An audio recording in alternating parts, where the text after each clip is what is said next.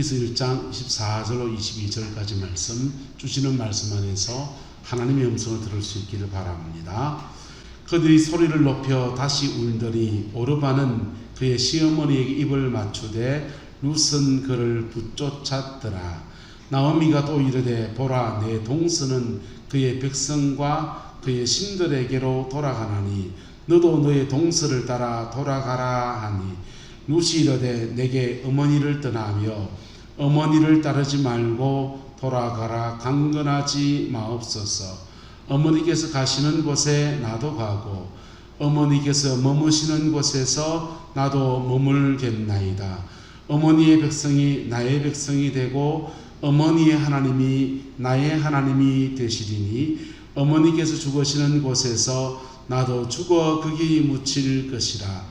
만일 내가 죽는 일 외에 어머니를 떠나면 여호와께서 내게 벌을 내리시고 더 내리시기를 원하나이다 하는지라. 나오미가 룻이 자기와 함께 가기로 굳게 결심함을 보고 그에게 말하기를 그치니라. 이에 그 두 사람이 베들레헴까지 갔더라. 베들레헴에 이를 때에 온 성읍이 그들로 말미암아 떠들며 이르기를 이가 나오미냐 하는지라. 나오미가 그들에게 이르되 나를 나오미라 부르지 말고 나를 마라라 부르라. 이는 전능자가 나를 심히 괴롭게 하였음이니라. 내가 풍족하게 나갔더니 여호와께서 내게 비어 돌아오게 하셨느니라. 여호와께서 나를 징벌하셨고 전능자가 나를 괴롭게 하셨거늘 너희가 어찌 나를 나오미라 부르느냐 하니라. 나오미가 모압 지방에서 그의 며느리 모압 여인 룻과 함께 돌아왔는데 그들이 보리 추수할 때에 베들레헴에 이르렀더라. 아멘. 여러분, 신앙 안에서 우리가 그리스도인이 살아가는 데 있어서 오늘 천국, 아까 영상에 세 가지 천국에 대한 얘기를 했어요. 한번 따라합시다. 가는 천국, 오는 천국.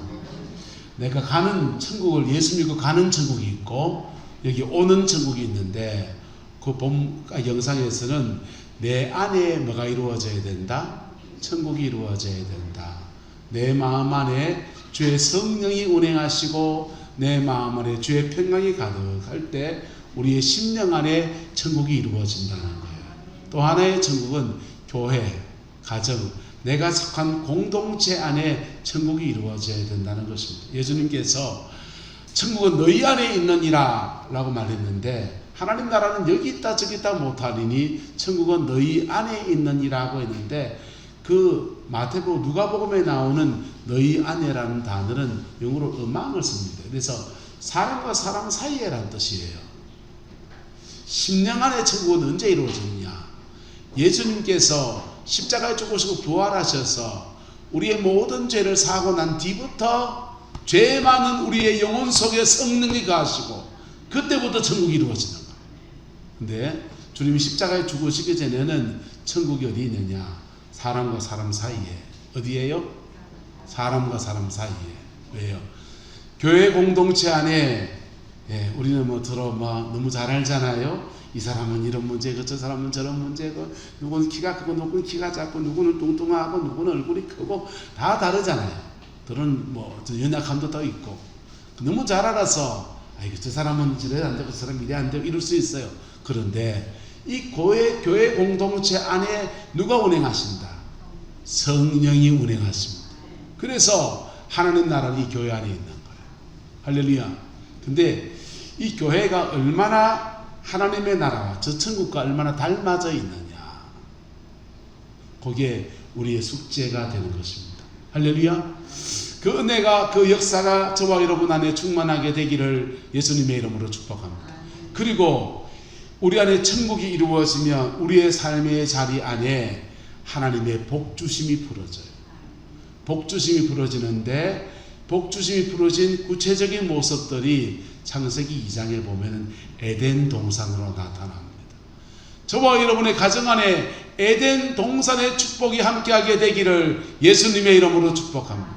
위로부터 은혜의 단비가 쏟아지고 그 단비가 땅 3위를 흘러가면서 닿는 곳마다 생명의 역사가 일어났어. 생명수의 강이 흘러가는 번성의 축복이 있고 그 속에서 인간은 세 가지 사명을 받았습니다. 한 따라 합시다. 생육하라, 번성하라, 충만하라. 이건 세 가지 축복이고, 이 세 가지 축복을 위해서 한 따라 합시다. 정복하라, 다스리라, 지키라. 이 세 가지 명령이 주어져요. 이 세 가지 명령과 함께 세 가지 축복이 함께 어우러져서 에덴의 축복이 있는 거예요.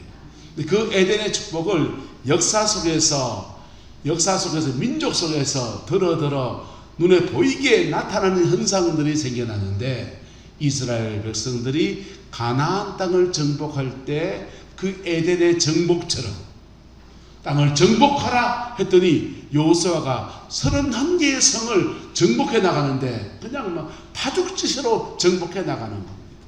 그 정복한 땅을 분배를 하고서 각자 자기의 땅을 차지해서 그들의 기업을 이루어 가는데, 하나님께서 아브라함의 그 3대 손인 야곱 때에 유다 지파를 향해서 축복의 말씀을 줬는데, 오후에 나눌 거예요. 유다 지파에 축복의 말씀을 주셔서 유다 지파가 복을 받았는데, 복받은 내용을 따라서 이스라엘 땅 중에서 가장 덩치가 큰 땅을 누가 차지하냐? 유다 지파와 요셉 지파가 차지합니다. 가장 덩치가 큰 땅을 유다 지파와 요셉 가문 에브라임 지파가 차지해요. 그래서 하나님의 축복의 땅에서 그들은 에덴을 누리고 에덴을 이루고 에덴의 영광을 이루어가는 오는 천국의 축복을 누리며 살아가는 곳이었습니다. 근데 그게 유다 지파의 중심 땅이 뭐냐면 베들레헴이에요. 베들레헴의 뜻은 떡집이란 뜻입니다. 왜 떡집이냐? 우리말로 자꾸 번역할 때 떡집이라고 그러지만 사실은 밀가루가 굉장히 많이 재배가 되고, 그래서 밀농사가 너무너무 잘 돼서 그 나라 말로 빵이죠. 우리나라는 빵을 주로 안 하니까 떡으로 자꾸 번역해서 하는데, 빵의 집이에요. 너무너무 많은 밀가루가 재배가 되고 그것으로 수확해서 풍성히 누리는 곳이 베들레헴. 근데 문제는 그 베들레헴 땅, 하나님의 그 약속의 땅 베들레헴 땅에 기근이 왔다는 거예요.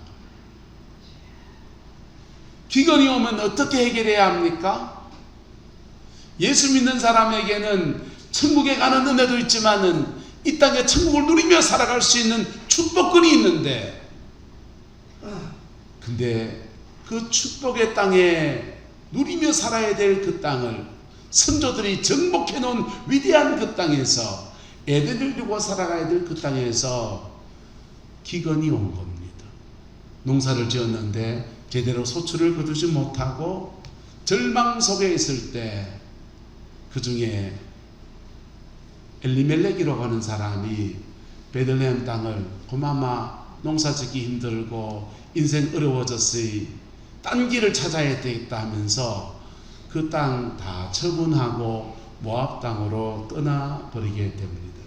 여러분, 예수 안에서 저와 여러분의 삶의 자리가 에덴으로 변화되어지는 은혜가 있기를 축복하고, 그 에덴의 영광이 함께하는 역사가 있기를 예수님의 이름으로 축원합니다.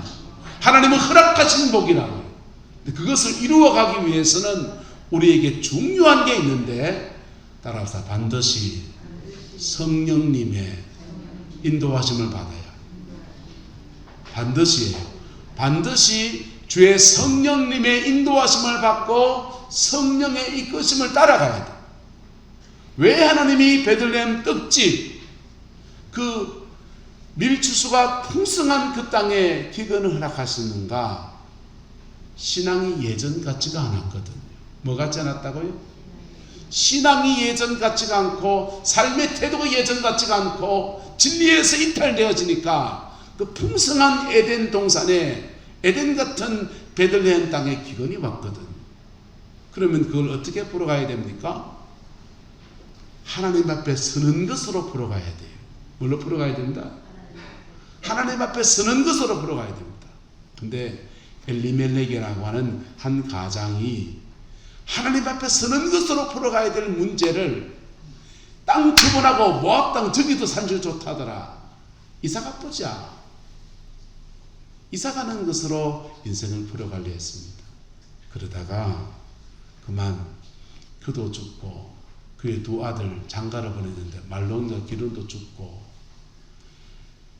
그러고 나서 집안 안에 시어머니 정상가부와 며느리 정상가부 둘이 해가지고 가부만 3명이 남게 된 것입니다.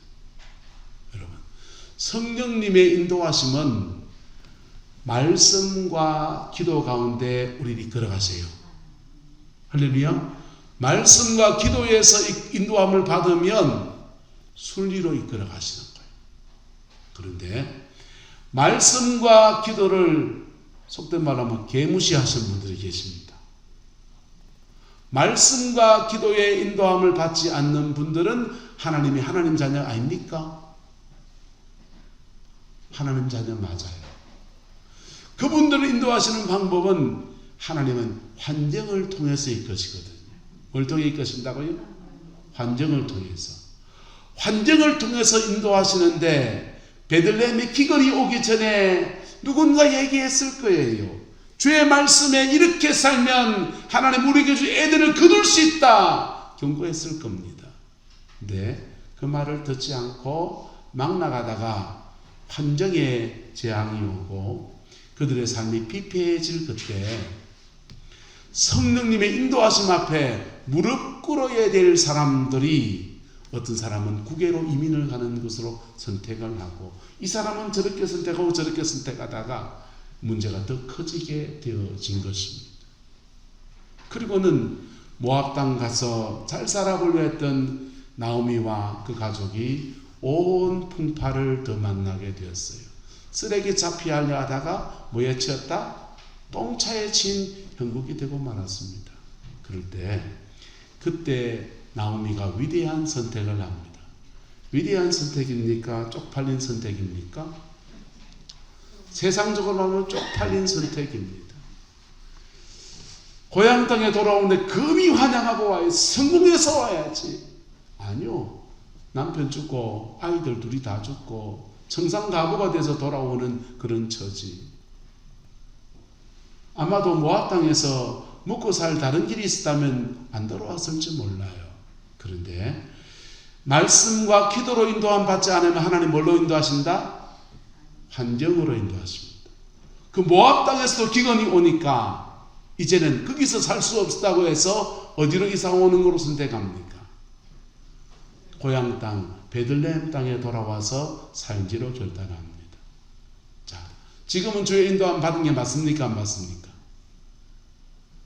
지금은 나오미가 성령님의 인도하심을 구하고 내가 따라가리까 어디로 가리까 묻지 않았어요. 하지만 그는 환경 따라서 막다른 곳에 몰아치듯이 끌어가시는 흐름 속에 그냥 끌려서 베들레헴 땅에 돌아온 것입니다. 할렐루야. 돌아왔더니 온 동네 사람들이 환영을 하면서 잔치를 베서라고 그럽니까? 세상 인생 그렇지 않습니다. 한 번은 그냥 나오미가 왔다 하더라. 그리고 어째 왔는데 뭐 쫄딱 망해왔대. 에이 뭐 그래 나가도 자 아이고 꼬라지 하고는 이런 소리도 많이 쓸 수 있어요. 근데 그런 처지에 나오미가 돌아왔는데 하나님은 돌아온 그 나오미에게 다시 에덴을 이루어 갈 수 있는 은혜를 열어주셨습니다. 할렐루야. 나오미의 가족이 다 그냥 팔고 떠났던 기업들, 땅들, 집들, 재산들 다시 다 되찾게 되물림해 주셨어요. 나오미는 나이가 들었고 과부이고 상황이 그래서 가문의 맥이 다 끊어졌다고 생각했고 그것을 어떻게 할 수 없다고 생각했습니다. 그런데 보아스, 하나님이 보아스와 룻이 결혼 관계를 가지는데 여러분 이게 다 성인이죠? 마치 이거는 19금 이야기 같아요. 보아스는 밤에 나락을 내놓고서는 그 나락을 누가 훔쳐갈까봐 나락 더미 밑에서 잠을 잡니다. 잠을 자고 있는 보아스에게 룻이 가만히 가서 이불채를 살 깃들고서는 거기 기어 들어가요. 정숙한 여인 룻이 할 일입니까? 못할 일입니까? 정숙한 여인 룻이 할 일이 아닌 일을 룻이 하고 있는 겁니다. 왜 그렇게 하느냐 하면은 룻이나 나오미가 당당하게 낮에 보아스를 찾아가서 당신은 우리 시아버지 엘리멜렉과 친족간이니까 기업을 물려줄 책임이 있습니다. 그러니 당신은 그 책임을 지시오. 그렇게 말할 면목이 없는 거예요. 면목이 없어서 다른 아무것도 원하지 않고, 우리 가족은 가문의 맥이 끊어져서 자녀가 완전히 끊어진 그런 가문이 되었으니 우리를 불쌍히 여겨서 속되게 말합니다. 나를 마치 창녀 취급해도 좋은데 하룻밤 나하고 동침해 주십시오. 그래서 나하고 동침해 주면 그것으로 우리는 아이를 낳고, 그것으로 남편이 죽었는데, 시아버지가 죽었는데, 가문이 맥이 다 끊어져 버렸는데 집을 물려달라는 것도 말하지 않겠습니다. 땅을 되돌려 사자달라는 말도 하지 않겠습니다. 그저 끊어진 가문의 맥이라도 이어가게, 그래서 돌아가신 분들에 대한 도리라도 하게 해주세요. 그런 거예요.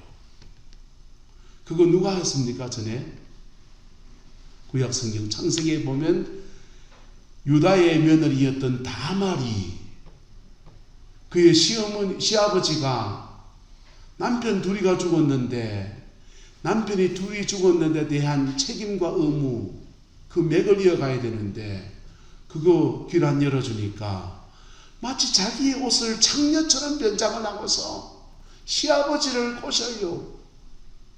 그리고는 동침을 하고서는 아이를 가졌습니다. 저거 어디 가서 통정을 하고서는 부정한 여자 가져 불살라 죽여라 그러는데, 이 아이가 누구 아이인지 압니까? 당신 시아버님 아이입니다. 충격받았잖아요, 유다가. 여러분, 룻이 면목이 없어서 당당하게 요구한 게 아니고 그냥 가문의 맥이라도 이어가게, 돌아가신 남편에 대한 도리라도, 여인의 도리라도 내가 하고 싶으니 그거 허락해 주세요. 그렇게 발치를 들고서 밤에 이불 속에 기어 들어가서 그걸 요구하는데, 속된 말로 남자 씨바지를 요구하는 거란 말이에요. 그걸 요구하는데 보아스가 그거 그렇게 하지 않고 낮에 이 일에 대해서 밝히 얘기하자 하면서 낮에 이 문제에 대해서 공론화시키고, 그리고는 정식으로 룻을 자기의 아내로 맞이해서 둘 사이에 아들을 낳고, 그 아들이 다윗의 할아버지가 되었습니다. 하나님의 인도하심을 놓쳐버리고 하나님이 허락하신 에덴 떡집에서 세상으로 나갔다가 절망 속에 돌아온 그 사람에게 하나님은 예수 안에서 다시 회복시키시는 은총을 허락하여 주시는데, 가문의 맥도 이어주시고 잃어버린 기업도 되찾게 하시고 그의 가정 안에 다시금 하나님의 나라와 그 영광이 회복되는 은총을 허락하여 주었습니다. 여러분은 여러분의 인생을 살면서 인생의 위기가 닥칠 때마다 어떻게 문제를 풀어 가십니까?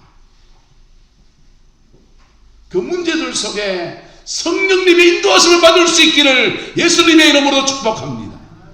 여러분 방법대로 해석하지 말고, 우리의 방법대로 해석하지 말고, 눈에 보이는 대로 이것 살 길이라고 가지 말고, 피 묻은 십자가에서 우리를 하늘씩 긍휼히 여기시고 다시금 우리를 새롭게 하시는 은혜의 그 주님 안에서 인생의 문제를 풀어가는 지혜가 있게 되기를 예수님의 이름으로 축복합니다. 여러분, 우리나라의 암흑가에 유명한 사람이 한 명 있습니다. 설아손이라고 하는 사람 압니까? 깡패 영화에 주로 등장하는 설아손이라고 하는 분은 원래 이성순이라는 분이세요. 시라손이 예, 야인 거기 나오는 그 시라손이 우리 이성순 씨입니다. 근데 이분은요 전설의 주목이에요. 이북 지방에서 전설의 주목으로 날리던 분입니다. 그런데 공산군이 들어오고 난 뒤에 북한 땅에서 내려와서 한양에다 자리 잡고서 명동파에 그게 머물게 됐습니다. 그런데 이 깡패로 살아가던 이 인생에 어느 날 정적이었던 이정재한테 친하게 지냈어요. 깡패들끼리 의리 있다고. 근데 이정재 판때 테러를 당한 겁니다. 테러를 당하고 인생에 굉장히 곤혹한 시간을 지냈습니다. 그때 그의 아내가 남편에게 여보 우리 이거 다 청산하고 예수 믿자. 그래서 그 길로 서울의 영락교회에 출석하고 신앙생활을 시작했습니다. 신앙생활을 시작하고 깡패 인생 청산하고서 그렇게 살아가는데 하나님께서 그의 인생에 영락교회의 장로님이 되는 은혜를 줬어요. 그리고는 이정재 씨가 이성순 씨가 어느 날 병원에 갔더니 병명을 알 수 없는 그 병 가운데서 고통을 겪게 되었습니다. 그 병 가운데 있는데 그 아들이 이의현이라는 아들이 있는데 이 아들도 아버지 닮아서 운동신기 남달랐습니다. 어렸을 때부터 사람 패고 다니는 그런 깡패 비스무리한 길을 걸어가던 아들이 있었어요. 근데 그 아들이 아버지가 아프니까 아버지 때문에 병원에 왔다가 대성통곡하고서 그 아버지 붙들고서 기도로 실험을 하기 시작합니다. 50일 동안 아버지 위해서 막 기도하다가 아버지도 낫고 이분도 은혜를 입었어요. 그리고는 이분은 이의현이라는 분은 목사님이 되었습니다. 할렐루야. 인생의 문제들 속에서 낭패를 겪기도 하고 인생의 어려움을 겪기도 하고 그 고민을 속에서 하나님 앞에 한 고민을 씨름한 사람들에게는 주님이 그것을 계기로 해서 새로운 인생으로 나갈 수 있는 은총을 허락하여 주십니다. 그런데 그 고비에서 내 생각대로 움직인 사람들은 성령님이 그를 이끌어가는 중요한 시간을 놓쳐버리게 되는 겁니다. 안강에 중앙교회라는 교회가 있습니다. 중앙교회에 장로님 집 아이들이 한 분 계셨는데 이분이 노태우 정부 시절에 범죄와의 전쟁을 할 때 소탕 깡패 명단에 들어가 있었습니다. 장로님 아들인데 범죄와의 전쟁에 소탕 명부에 들어가 있는 저놈 잡아들여야 된다. 그래가지고는 경찰이 쫓아왔는데 이분이 어디로 도망갔느냐. 우리 교회도 일청 옛날 예배실 강대상 밑에 기도실이 있었잖아요. 중앙교회도 그 강대상 밑에 기도실이 있는데 거기 딱 사람 한둘이 들어갈 그 자리에다가 딱 숨어 있는 겁니다. 경찰도 거기 숨어 있는 줄 알고 모두가 다 숨어 있는 줄 아는데 그래도 예배당 안에까지 가서 사람을 잡아올 수 없다. 저놈 나오면 잡아간다고 경찰은 교회 앞을 지키고 있습니다. 어머니 권사님이 요강 하나 하고 하루 먹을 양식치 하고 그걸 들고서 매일 그 강대상까지 왔다 갔다 하는 거예요. 한 일주일쯤 있으면 이놈 나오겠지. 2주간 있으면 나오겠지. 3주간 있으면 나오겠지. 그런데 한 달이 지나고 2달이 지나고 3달이 지나고 넉 달이 지나고 무려 6달 동안에 씻지도 않고 세수도 안 하고 그 지하 강대상 그 밑에 숨어가지고 그 세월을 보냈어요. 그리고는 경찰이 말해요. 맞댔다. 본세에서도 이제 그만둬라 그랬고 이제 그만하면 됐습니다. 우린 철수할 테니까 알아서 이제 바르게 살라 하셨어. 목사님한테 각서 하나 썼습니다. 이 아이 교회에서 책임지고 바르게 지도하겠습니다. 근데 그 청년은 그 깡패 생활하는 그 생활들이 지하 기도실에서 6개월 동안 밥만 먹고 성경책 읽고 기도하고 하는 과정에 본인이 하나님의 사람이 된 거예요. 뭐가 됐다고요? 하나님의 사람이 됐어요. 그래서 그 강대상 밑에 나오자마자 신학교를 가서 제 신학교 선배님이시죠. 목사님이 되었습니다. 지금도 목회를 하고 계셔요. 경동노예 안에서 목회하고 계시고 이번에 부노회장 나온다 합니다. 지난번에 만났더니 여러분 인생의 중요한 고비에서 하나님 앞에 씨름하는 사람에게는 그거가 꼭 목사 되라는 길 보장이 있습니까? 목사 되게만 합니까? 그 고비에서 하나님 앞에 문제를 풀어가려고 하는 사람들에게는 하나님의 세기를 여시는 놀라운 역사가 있는데 반드시 세기를 여시기 전에 바랍니다. 새 사람부터 만드십니다. 하나님은 반드시 새 사람부터 만드시고 그리고 세기를 여시는 거예요. 사람들은 자꾸만 방법을 찾으려 하는데 하나님은 그 문제들 속에서 누구부터 만드신다고요? 새 사람부터 만드시고는 그리고는 인생의 세기를 열어주셔요. 할렐루야. 룻과 나오미는 둘이서 베들레헴으로 돌아옵니다. 한 사람은 돌아오는 사람이고 또 한 사람은 돌아오는 사람을 따라오는 사람이에요. 근데 돌아오는 그 사람을 하나님은 축복하시고 따라오는 그 사람을 축복의 통로로 삼아서 그 가문을 새롭게 세우시고 그 가문 안에 다윗의 왕가를 열어주시고 그 가문을 통해서 예수 그리스도가 오시는 위대한 길을 여시는 은총의 역사를 허락하여 주셨어요. 여러분 우리는 이것은 일을 다 몰라요. 룻이 말합니다. 나는 돈도 없고 아무것도 없고 너희들에게 해줄 것이 없으니 나는 난파선과 같은 존재고 내 입에 풀칠하기도 힘든 처지로 나는 고향에 돌아가니 너희들은 나를 따라오지 말고 너희 신들에게 돌아가고 너희 가문에 돌아가고 네 살 길을 찾아가라 그렇게 말해요. 그런데 오르바는 그 맏동서가 되는 오르바는 자기 살 길을 찾아 떠나갔고 룻은 그 시어머니를 따라 났어요. 룻이 신앙이 엄청 좋아서 따라 났었겠어요? 사람 도리한다고 따라 났었겠어요? 아마도 사람 도리하려고 따라 났었을 거예요. 그런데 그것이 위대한 걸음으로 그렇게 세워지게 된 겁니다. 예수님께서 당신이 십자가를 지는 그 고비를 맞이할 때 제자들에게 말하는데 다락방에서 주님이 나눈 대화 가운데에서 다락방 담화의 중요한 중심 주제 중에 하나가 뭐냐 하면 너희는 내게 붙어 있어라 라고 말합니다. 예수님 어떤 처지인데요? 십자가에 죽는데 예? 너희들 내 따라다니는데 고생했지 이제 나 죽어 각자 너희들 살 길 찾아가 그래야 되잖아요. 세상적으로 말하면.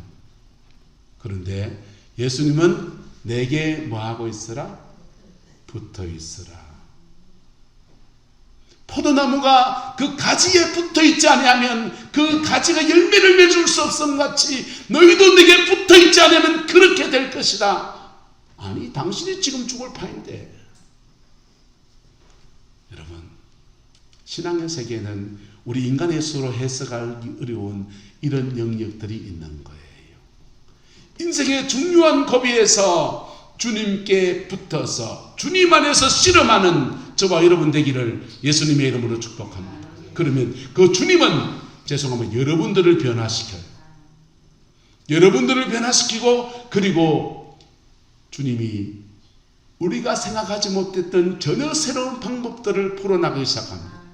나오미는 돌아오면서 이런 것을 전혀 기대하지 않았습니다. 그저 입에 풀칠이나 하고 그냥 저주받은 가문이고 남편도 죽었고 아들도 죽었고 그냥 내 한 몸 살겠다고 그냥 오는 겁니다. 그런데 돌아오는 그 가문에 하나님의 수가 역사하는 거예요. 하나님의 수가 역사해서 남자 씨바지 들여서 대라로 이어보려고 했던 그 마음을 하나님은 바꾸셔서 제대로 가문의 맥을 이어주시고 제대로 기업을 회복시켜 주시고 제대로 믿음의 가문으로 세우시고 하나님이 기대하시는 놀라운 일들을 오는 천국의 축복을 그 가정에 풀어놓으셨어요. 지난주에 오예배 들어갔는데 우리 고상희 장로님이 갑자기 질문하셨어요. 목사님 수마토스한데 그 성경이 어디 나옵니까? 이러시더라고요. 깜짝 놀랐습니다. 설명을 안 하고 했나 생각했어요. 여러분, 수마토스, 지난주에 나눈 수마토스라는 단어는 기이한 빛에 들어가게 하셨다는 기이한 빛이라는 단어가 헬라어 원어로 수마토스입니다. 근데 기이한 빛이라고 말했지만 다른 말로 하면 에덴이에요. 다른 말로 하면 하나님의 나라예요. 하나님께서 우리를 연단하셔서 광야의 시간을 지나게도 하시지만은 제대로 들어서시는 때가 있고 제대로 그의 삶을 축복하시는 때가 있는데 그게 수마토스입니다. 그 수마토스가 하나님은 반드시 어떻게 해주시냐? 하나님과 친한 그리고 자기 능력보다 뛰어난 두 가지 뜻을 가지고 있다 그랬잖아요. 하나님과 친해지면서 내가 변화되어지고 누가 변화되어지고 내가 예수 안에서 내 인격이 변화되고 내 삶이 변화되고 주님과 친한 그리고 난 뒤에 그 인생의 길을 새로 열어서 자기 능력보다 뛰어난 그리고 그 안에서 그의 삶의 에덴을 열어주시는 놀라운 역사가 이루어지는 것입니다. 여러분, 복음은 우리의 모든 것들을 회복시키는 놀라운 능력이 있습니다. 무너진 어떤 것도 회복시킵니다. 그것을 위해서 하나님의 아들이 목숨을 주셨어요. 하나님의 아들이 저주를 받으셨어요. 그것을 위해서 하나님의 아들이 가시관을 쓰셨어요. 그것을 위해서 하나님을 창에 찔리셨어요. 그것을 위해서 하나님의 아들이 하나님의 아들에서 엘리 엘리 라마 사막단이 버림받으셨습니다. 그리고 우리에게 하나님 자녀의 축복을 주시고 그리고 우리에게 에덴의 축복을 주시고 그리고 우리에게 면류관을 씌워주시고 생명의 면류관, 의의 면류관을 씌우시고 사망 권세를 생명의 역사로 끌어주시고 그리고 우리에게 저가 채찍에 맞음으로 너희가 나음을 얻었다고 하는 놀라운 축복들을 허락해 주십니다. 그것이 이루어지는 과정에서 나를 변화시키는 과정이지라. 나를 변화시키려고 환경의 문제를 막으실 때도 있는데 그때 엘리멜렉처럼 내 수를 가지고서 내 방법을 가지고서 세상으로 나가버리게 되면 더 망가져 버리는. 그러나 어느 시점에든지 죽게 돌아올 그때부터 회복의 역사가 이루어지는 거예요. 오늘 본문의 말씀에서 너무 안타까운 것은 너무 늦게 돌아왔다는 거예요. 뭐 했다고요? 너무 늦게 돌아왔다는 거예요. 남편이 죽기 전에 돌아왔어요. 아이들 둘이가 죽기 전에 돌아왔어야지. 예? 그렇지 않습니까? 너무 늦게 돌아왔다는 거예요. 여러분, 인생을 갈 때까지 가면 안 돼요. 주님이 저와 여러분의 환경 안에서 삶의 자리 안에서 이런저런 문제를 허락하실 때 있습니다. 그 문제들 속에 작은 문제들 속에 성령님의 인도하심을 구체적으로 받는 은혜가 있게 되기를 예수님의 이름으로 축복합니다. 그러면 그것이 여호와께 돌아오는 그 시점이 되어지는 거예요. 그리고 그 안에서 나를 변화시키시고 인생의 전혀 다른 세계를 열어서 나의 에덴을 열어가시는 아름다운 역사가 그의 인생과 삶의 자리 안에 풀어지게 되는 것입니다. 그 복이 저와 여러분과 함께하게 되기를 예수님의 이름으로 축복합니다. 하나님은 살아계셔요. 하지만 우리는 죄인 되었다. 그 죄 속에서 나도 모르게 은혜를 입었어도 또 죄로 달려가기 십상인 존재가 바로 우리예요. 그래서 주님은 이 모습으로 저 모습으로 우리를 이끌어 가시는데 하나님의 순리의 인도함을 받을 수 있기를 예수님의 이름으로 축복합니다. 그 순리의 인도함은 뭐냐? 광야 생활 중에 구름 기둥과 불 기둥의 인도함입니다. 말씀의 인도함과 성령님의 이끄심이에요. 말씀의 인도함은 뭡니까? 말씀의 인도함은 성경 말씀에 명백하게 하지 말라는 거 있습니다. 하지 마세요. 명백하게 하라는 거 있습니다. 그거 하세요. 내 부모를 공경하라. 하나님, 우리 부모를 공경해야 됩니까? 안 해야 됩니까? 물어볼 필요가 있습니까? 없습니까? 없습니다. 공경하세요. 도둑질 하지 말라. 하나님, 너무 그래서 저 집 꼭 엄청 좋아야 되겠는데 하나님 훔쳐와도 되지요? 물어볼 필요가 있습니까? 없습니까? 없습니다. 이게 말씀의 인도함이에요. 할렐루야. 그런데 내 인생에서 내가 해석하기 어려운 일들이 있어요. 그럴 때 하나님, 이 일에 대해서는 성경이 명확히 말하고 있지 않는데 나는 지금 이거 너무 고민되는데 하나님, 이 사람을 만날까요 말까요? 그거 놓고 작정해서 기도하고 하나님의 도우심을 구하는 거예요. 그럴 때 그때는 성령의 이끄심이 풀어집니다. 때로는 음으로도 가르쳐 주시고 때로는 음성을 주시기도 하고 때로는 기도하는 사람들을 통해서 말씀해 주기도 해요. 할렐루야. 그렇게 말씀의 인도하심과 성령의 인도하심을 따라가면 두들겨 맞을 필요가 있다 없다? 하나님은 몇 때리는 분입니까? 예? 하나님은 몇 때리는 분 아니잖아요. 하나님은 우리를 순리로 인도하시는, 옆 사람 축복합시다. 순리로 인도하심 받읍시다. 그 순리로 인도하심을 우리가 자꾸 길을 막고 듣고 안 그러면은 주님이 환경을 통해서 이끄시는 거예요. 환경을 통해 이끄시는데 그 인도함을 제대로 해석하고 제대로 따라가고 제대로 반응하면 우리의 삶에 때로는 떡집 같은 그곳에서 기근을 만난 고비에서 낮아짐의 시간을 경험하고 그거 지나가면 다시 회복의 역사를 주시고 다시 풀어짐을 주시고 이 모양 저 모양 이끌어가는데 그만 세상으로 나갔다가 낭패 겪다가 그러나 그 자리에서도 다시 주께 돌아왔을 때 그의 삶의 에덴을 회복시키고 그의 인생의 수마토스 기이한 빛 가운데 거하게 하시는 은총의 역사를 주님은 그때도 열어주시는 거예요. 그때가 너무 늦지 않기를 예수님의 이름으로 축복합니다. 전 이거 찬송 안 좋아해요. 천보여 의지 없어서. 옛날에 참 많이 불렀습니다. 청년 때. 집회만 하면 계속 손들고서 이거 부르자 그랬어요. 우리 전사님이요. 그래가 천보여 의지 손이 얼마나 무거운지 눈물 철철 부르는데 가만히 가사를 보니까 별로 좋지가 않아요. 손들고 옵니다. 주 나를 박대하시면 나 어디 가리까? 여러분, 그랬던 처지가 되면 완전히 개털대가 오는 거예요. 여러분, 하나님 앞에 작은 일들 속에서 하나님의 인도하심을 따라올 때 하나님은 저와 여러분의 삶의 자리 안에 복음의 그 능력 안에서 정복하고 다스리고 지키는 놀라운 사명과 생육하고 번성하고 충만하면서 우리의 애를 만들어가는 은총을 허락하여 주십니다. 그 복이 함께하게 되기를 예수님의 이름으로 축복합니다. 기도하겠습니다. 좋으신 아버지 하나님, 주님의 은혜와 사랑을 구합니다. 오늘도 우리의 모든 죄인됨에도 불구하고 우리를 선하게 이끌어 가시는 주의 은혜를 찬양하고 송축합니다. 주의 평강이 우리 성광의 모든 성도들 속에 가정과 삶의 자리 안에 풍성하게 인도하여 주시고 에덴의 영광이 머무는 가정들로 축복하여 주옵소서. 주께서 함께해 주시기 원합니다.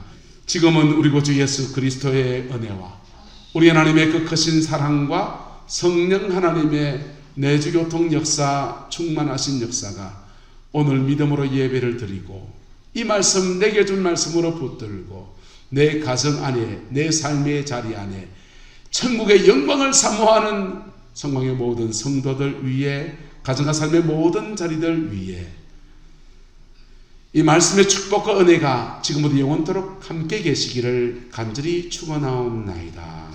아멘.